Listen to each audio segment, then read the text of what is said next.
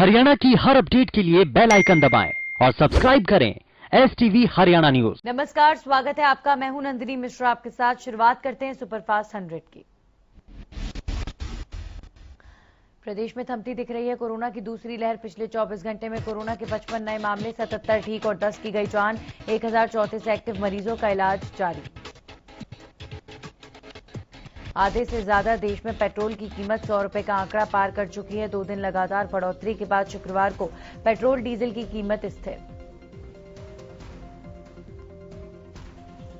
यानी गैस तेल कंपनियों ने कीमत नहीं बढ़ाई। दिल्ली में आज पेट्रोल की कीमत 100.56 रुपए प्रति लीटर और मुंबई में 106.59 रुपए प्रति लीटर हो गई है।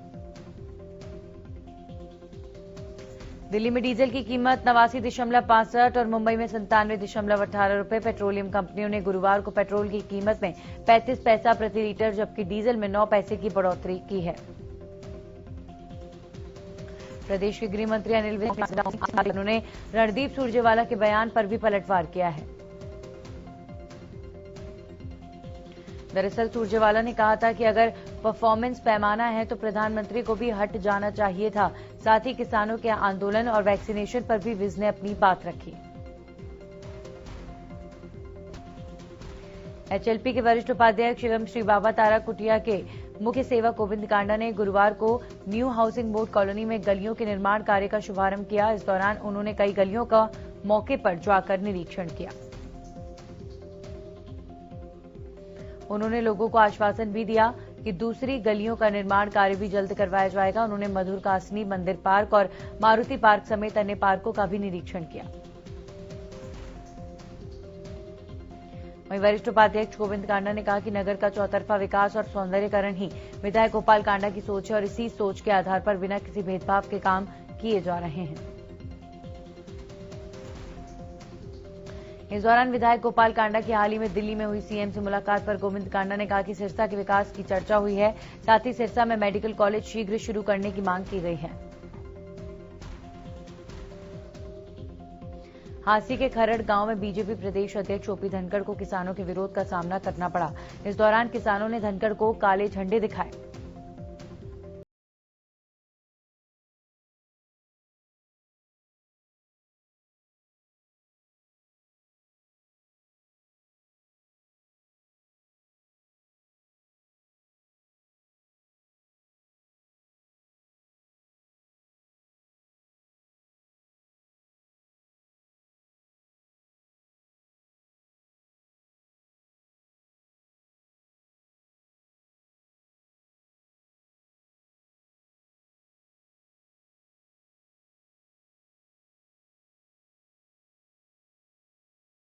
किसानों ने कहा कि तेल की कीमत 100 के पार पहुंचने के बाद भी सरकार इसे लेकर कोई फैसला नहीं कर रही, जिससे लोगों को भारी परेशानियों का सामना करना पड़ रहा है।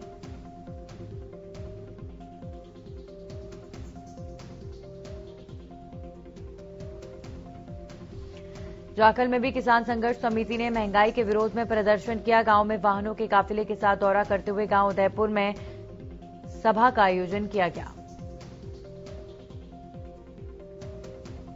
जहां किसानों ने केंद्र सरकार के खिलाफ नारेबाजी करते हुए जुलूस निकाला और लागू किए तीनों कृषि कानूनों को रद्द करने की मांग की। बुहाना में भी किसान मजदूर महिला संगठनों ने महंगाई के खिलाफ विरोध प्रदर्शन किया। दरअसल महिलाओं किसानों ने अपने हाथों में रस्सी से गाड़ी खींचकर और हाथों में खाली सिलेंडर लेकर प्रदर्शन किया। इस दौरान भारतीय किसान यूनियन के प्रदेश उपाध्यक्ष सत्यवान नरवाल ने कहा कि सरकार के खिलाफ किसान मजदूर जाग चुका है। ये लड़ाई संविधान बचाने की लड़ाई है, क्योंकि संविधान को बदलने वाले हैं।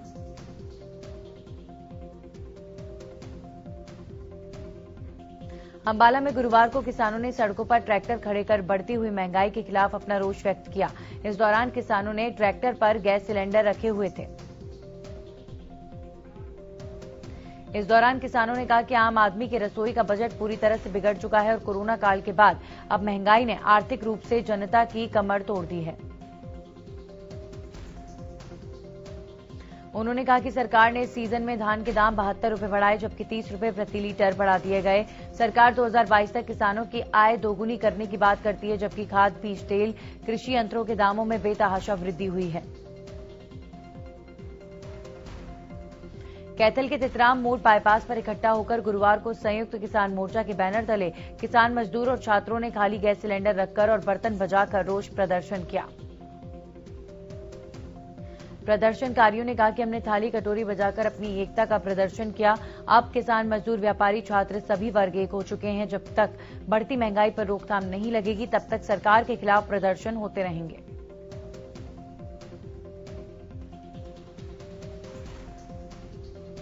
संयुक्त किसान मोर्चा के आह्वान पर विभिन्न किसान संगठनों से जुड़े कार्यकर्ताओं ने फतेहाबाद में इकट्ठा होकर गुरुवार को प्रदर्शन किया। किसानों ने अपने वाहनों के हॉर्न बजाकर शासन और प्रशासन को जगाने का प्रयास किया। इस दौरान उन्होंने कहा कि पेट्रोल, डीजल, रसोई गैस के दामों में आग लगी हुई है। आज जितनी महंगाई है उतनी आज तक कभी नहीं हुई। इस दौरान किसानों ने कहा कि देश की जनता त्राही त्राही कर रही है, लेकिन सरकार कुंभकर्ण की नींद सोई है और सोई हुई सरकार को जगाने के लिए किसानों ने प्रदर्शन किया। उधर पंचकुला के चंडी मंदिर टोल प्लाजा पर भी किसानों ने संयुक्त किसान मोर्चा के आह्वान पर पेट्रोल, डीजल और रसोई गैस सिलेंडर की बढ़ती कीमतों को लेकर प्रदर्शन किया। दिल्ली शिमला नेशनल हाईवे 22 पर किसानों ने अपने वाहन खड़ा करके प्रदर्शन किया। साथ ही प्रदर्शन करते हुए किसानों ने गाड़ियों के हॉर्न भी बजाए।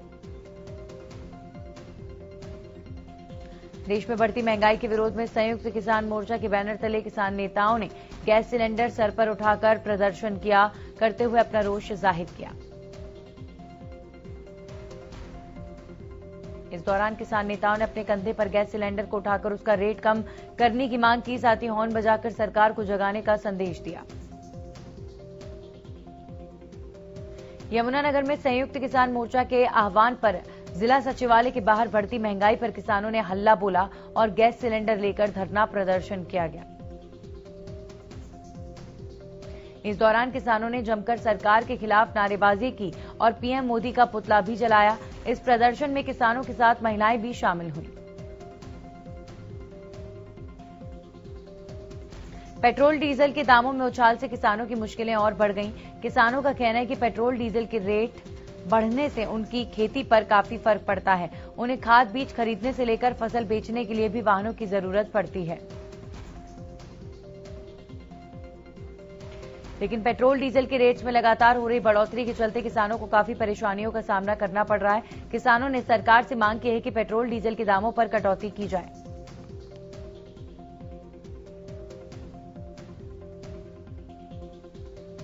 टिकरी बॉर्डर पर आंदोलन में शामिल बंगाली युवती से रेप के मामले में पुलिस ने आरोपी अनूप चनोत और अंकुर सांगवान पर 25-25 हजार का इनाम घोषित किया है। झज्जर पुलिस की सिफारिश के बाद पुलिस मुख्यालय की ओर से दोनों आरोपियों पर 25-25 हजार का इनाम घोषित किया गया। युवती से रेप के मुख्य आरोपी अनिल मलिक को पहले ही गिरफ्तार किया जा चुका है। रोहतक नगर निगम में गुरुवार को कर्मचारियों ने सरकार के खिलाफ जमकर नारेबाजी की। उनका आरोप है कि सरकार उनकी मांगों को लेकर कोई विचार नहीं कर रही है। कर्मचारियों ने आरोप लगाया कि कोरोना काल में तो इन कर्मचारियों को कोरोना योद्धा की संज्ञा दी जाती है और जब आर्थिक सहायता देने की बात आती है तो सरकार पीछे कदम हटा लेती है। लंबे समय से सिरसा शहर से अनाज मंडी और काठ मंडी को शिफ्ट किए जाने की मांग उठ रही है। शहर में सुगम यातायात व्यवस्था और सौंदर्यीकरण के लिए मंडियों को स्थानांतरण करने का प्रोजेक्ट पाइपलाइन में है। गुरुवार को हरियाणा सरकार की एक उच्च स्तरीय टीम विशेष रूप से सिरसा पहुंची और मंडियों को शिफ्ट करने के लिए प्रस्तावित स्थानों का अवलोकन किया। टीम ने सिरसा में अलग अलग 4 स्थानों का जायजा लिया। टीम ने दोनों ही मंडियों को स्थानांतरित करने के लिए डबवाली रोड पर झोपड़ा गांव के नजदीक की भूमि को स्थान और पहुंच के लिहाज से उपयुक्त बताया। हालांकि अभी अंतिम निर्णय नहीं हुआ। ये टीम अपनी रिपोर्ट बनाकर सरकार को सौंपेगी, उसके बाद सरकार निर्णय लेगी। हिसार जिले के खेतों से गैस पाइपलाइन बिछाई जा रही है। इसको लेकर किसानों को खासी परेशानी हो रही है। इससे परेशान किसान कई बार प्रशासन को शिकायत कर चुके हैं, लेकिन फिर भी कोई समाधान नहीं हुआ। इससे नाराज होकर किसानों ने डिप्टी स्पीकर रणबीर गंगवा के आवास का घेराव किया। सुरक्षा व्यवस्था के चलते आवास के बाहर भारी पुलिस बल तैनात किया गया था। डिप्टी स्पीकर की गैर मौजूदगी में किसानों ने उनके बेटे को ज्ञापन देकर 1 सप्ताह का अल्टीमेटम दिया। प्रदेश सरकार अब लाल डोरा में बने मकान मालिकों को रजिस्ट्री करवाकर मालिकाना हक अदा करने जा रही है। जानकारी के मुताबिक गांव-गांव में मैपिंग की जा रही है। जहां पहले भूमि की पैमाइश की जाती है, उसके बाद ग्राम सचिव घर घर जाकर डेटा इकट्ठा कर रहे हैं। सोनीपत के गांव सांदल खुर्द में भूमि स्वामित्व योजना के तहत गांव के चौकीदार और ग्राम सचिव घर घर जाकर लाल डोरे में बने मकान मालिकों की रजिस्ट्री करवाने को लेकर जानकारी ले रहे हैं। हर गांव में ग्राम सचिव को जिला प्रशासन की तरफ से गांव सांदल खुर्द का पहला मैप दिया गया है। पानीपत के विकास नगर में एक बर्फ की फैक्ट्री में काम करने वाले 4 बाल मजदूरों को क्राइम ब्रांच और चाइल्ड वेलफेयर कमेटी के सदस्यों को मुक्त करवाया। पूर्व में मिली सूचना के आधार पर कार्रवाई करते हुए टीम को ये सफलता हाथ लगी। इस मामले को लेकर चाइल्ड वेलफेयर कमेटी के सदस्य का कहना है कि उनका लक्ष्य बच्चों से विकास, उनकी शिक्षा से संबंधित सभी आवश्यकताओं को दिलवाना है। साथ ही उन्होंने ये भी कहा कि मामले की जांच कर अब दोषियों के खिलाफ कार्रवाई की जाएगी, जो कुछ पैसों के लालच में आकर बच्चों के खुशहाल बचपन को छीन रहे हैं। हरियाणा विद्यालय शिक्षा बोर्ड ने मुक्त विद्यालय परीक्षा मार्च 2021 की परीक्षा का परिणाम घोषित किया। इस परीक्षा का परिणाम 100% रहा। परीक्षा परिणाम की घोषणा बोर्ड अध्यक्ष एवं सचिव राजीव प्रसाद ने प्रेस कॉन्फ्रेंस में की। उन्होंने बताया कि ये परीक्षा अप्रैल महीने में आयोजित करवाई जानी थी, लेकिन कोविड महामारी के चलते ये परीक्षा आयोजित नहीं करवाई जा सकी, जिसके बाद शिक्षा विभाग और हरियाणा सरकार के निर्देश के अनुसार ये परीक्षाएं रद्द कर दी गईं।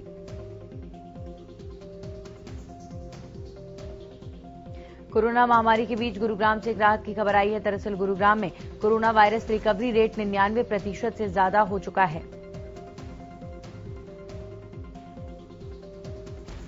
14 राज्यों के बड़े शहरों और 4 केंद्र शासित प्रदेशों का सर्वे करने के बाद गुरुग्राम पहले स्थान पर आया है, जहां कोरोना का रिकवरी रेट सबसे बेहतर है और अभी तक करीब 15 लाख से ज्यादा लोगों को वैक्सीन लग चुकी है।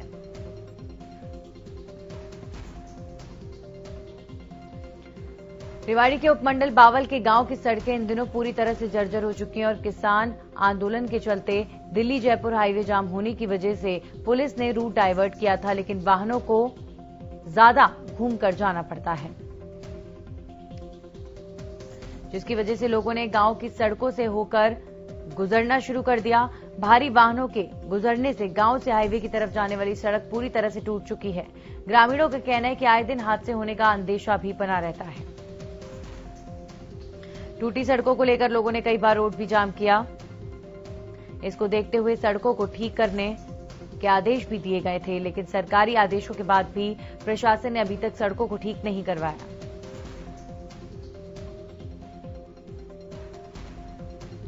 साइबर सिटी गुरुग्राम के सेक्टर 46 में टूटी सड़कें और जगह जगह सीवर की समस्या लोगों के लिए सिरदर्द बनी हुई है। सेक्टर में करीब 1200 खाली प्लॉट, जिनसे लगभग 150 करोड़ रुपए प्रॉपर्टी टैक्स और ईडीसी के नाम पर साल में प्रशासन के खजाने में जमा होते हैं,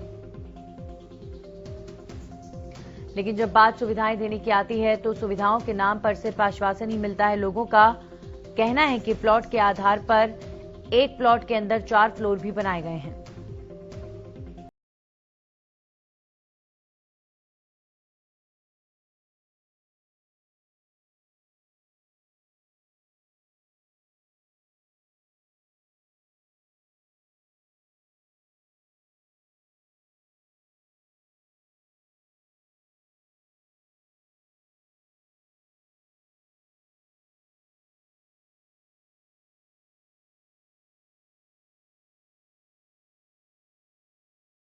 ने वार्ड वासियों को भरोसा देते हुए कहा कि थोड़ा सा इंतजार करो, इस समस्या को जड़ से खत्म कर दिया जाएगा और पब्लिक हेल्थ के अधिकारियों को इस समस्या से अवगत करवाकर जल्दी पानी सप्लाई बहाल करवा दी जाएगी। झज्जर में सफाई कर्मचारियों ने अपनी मांगों को लेकर विरोध प्रदर्शन किया और प्रशासनिक अधिकारियों को ज्ञापन सौंपकर अपनी मांगों को जल्द से जल्द पूरी करने की मांग की है। इस मौके पर सफाई कर्मचारियों ने कहा कि वो काफी दिनों से अपनी मांगों को लेकर प्रदर्शन कर रहे हैं, लेकिन सरकार कोई सुध नहीं ले रही है। इस दौरान उन्होंने कहा कि कोरोना काल में बतौर फ्रंटलाइन वर्कर भी काम किया, लेकिन उन्हें कोई प्रोत्साहन राशि सरकार की तरफ से नहीं दी गई है। वो चाहते हैं कि उन्हें समान वेतन मिले, साथ ही जो अनुबंधित हैं उन्हें जल्द से जल्द पक्का किया जाए।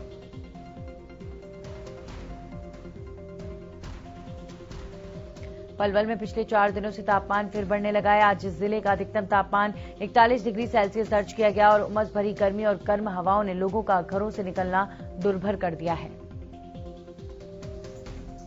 सबसे ज्यादा परेशानी दोपहिया वाहन चालकों को हो रही है। चालक साफी और तौलियों के सहारे खुद को लू के थपेड़ों से बचाते नजर आते हैं। वहीं लोग गर्मी से बचने के लिए जूस और शिकंजी वगैरह का सहारा भी ले रहे हैं।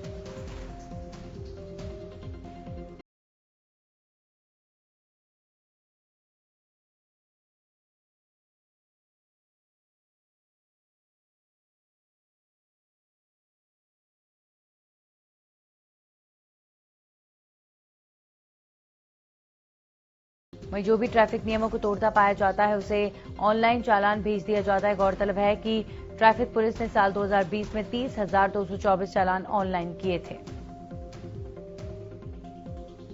वहीं 2021 में अभी तक 16,615 चालान सीसीटीवी के जरिए किए जा चुके हैं। हालांकि पुलिस समय समय पर अभियान चलाकर लोगों को जागरूक कर रही है। दैनिक नियमों का पालन करने के लिए जागरूक किया जा रहा है।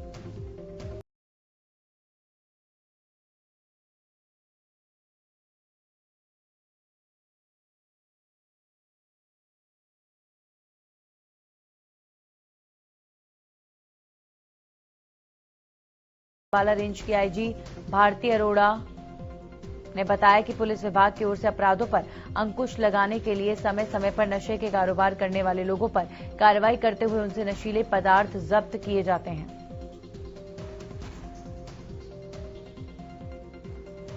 जब्त नशीले पदार्थों को एक कानूनी प्रक्रिया के तहत नष्ट किया जाता है ताकि इस तरह के नशीले पदार्थों का कोई दुरुपयोग न कर सके। फतेहाबाद पुलिस ने न्यूक्लियर परमाणु पावर प्लांट के नाम पर ठगी करने वाले गिरोह के एक सदस्य को गिरफ्तार किया है। दरअसल ये गिरोह लोगों को झांसा देते थे कि उनके ट्रैक्टर और डंपर गांव गोरखपुर के न्यूक्लियर परमाणु पावर प्लांट में मिट्टी ढुलाई के काम के लिए लगाए जा रहे हैं। उन्हें कहा गया है कि इसके एवज में उन्हें 35,000 रुपए प्रति महीना दिया जाएगा और इसी लालच में कई लोगों ने गिरोह को अपने ट्रैक्टर और डंपर कागजात समेत सौंप दिए, लेकिन जब खाते में पैसे नहीं आए और लोगों ने न्यूक्लियर परमाणु पावर प्लांट में जाकर छानबीन की तो मामले का खुलासा हुआ, जिसके बाद पुलिस को मामले की शिकायत दी गई। अब पुलिस ने इस मामले में सोनू निवासी गांव कोलेरी को गिरफ्तार कर लिया है।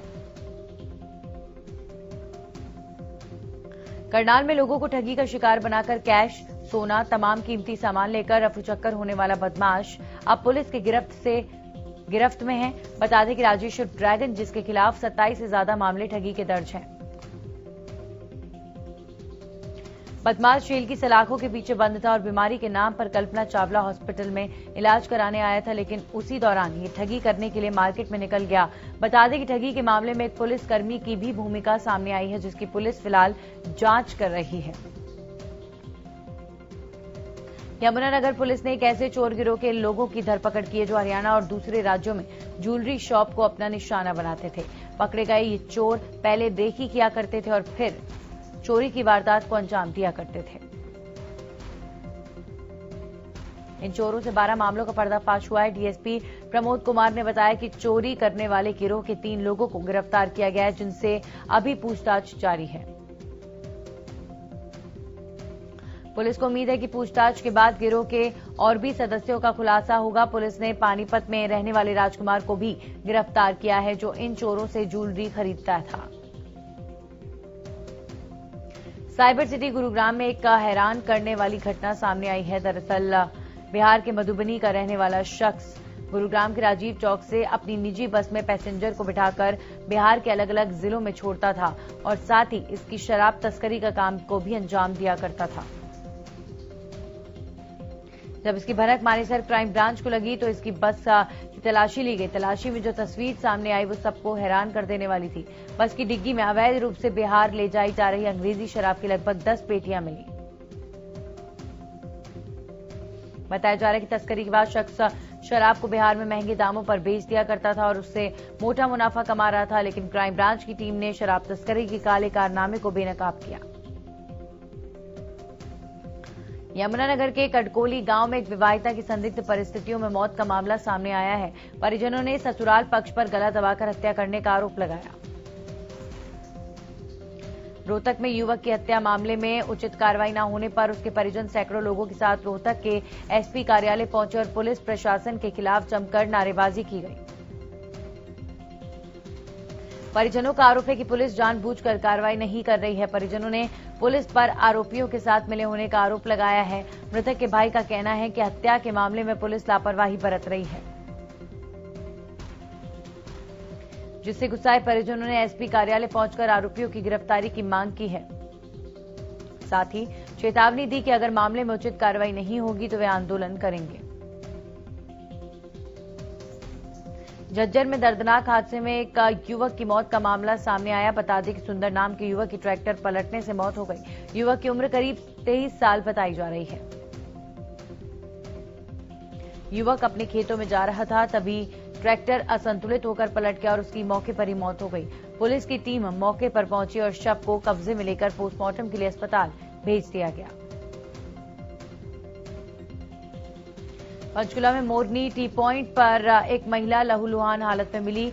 महिला को इलाज के लिए नागरिक अस्पताल ले जाया गया, जिसके बाद महिला की हालत को देखते हुए उसे चंडीगढ़ रेफर किया गया। मामले में चंडी मंदिर थाना प्रभारी अरविंद कुमार ने जानकारी देते हुए बताया कि महिला की हालत स्थिर होने पर उसका बयान दर्ज कर आगे की कार्रवाई की जाएगी। अभी इस मामले में किसी ने भी कोई शिकायत दर्ज नहीं कराई है। सोनीपत के मूर्तल स्थित ढाबों पर देह व्यापार और सट्टा खेलने वालों को सीएम फ्लाइंग की टीम ने छापेमार कर गिरफ्तार किया है। सोनीपत एसडीएम समेत लोकल पुलिस की सहायता से 4 ढाबों पर की गई छापेमारी के दौरान देह व्यापार में संलिप्त 12 युवतियों और 3 युवकों को गिरफ्तार किया गया। इसके साथ ही पुलिस ने ढाबे में ताश पर सट्टा खेलते हुए 9 युवकों को भी काबू किया। बताया जा रहा है कि इनके कब्जे से भारी मात्रा में कैश भी बरामद हुआ। सीएम फ्लाइंग ने ये कार्रवाई पूर्व में मिला के आधार पर की। दुनिया में कोरोना वायरस के कारण हाहाकार मचा हुआ है। इसी बीच ओमान ने भारत, पाकिस्तान और बांग्लादेश समेत 24 देशों से यात्री विमानों के देश में प्रवेश कर अनिश्चित काल तक के लिए रोक लगा दी है। कोरोना वायरस को रोकने के लिए खाड़ी देश के प्रयासों के तहत ये फैसला किया गया। सल्तनत के आधिकारिक ट्विटर अकाउंट से घोषणा की गई कि अगले नोटिस तक उड़ानों पर रोक लगाई गई है।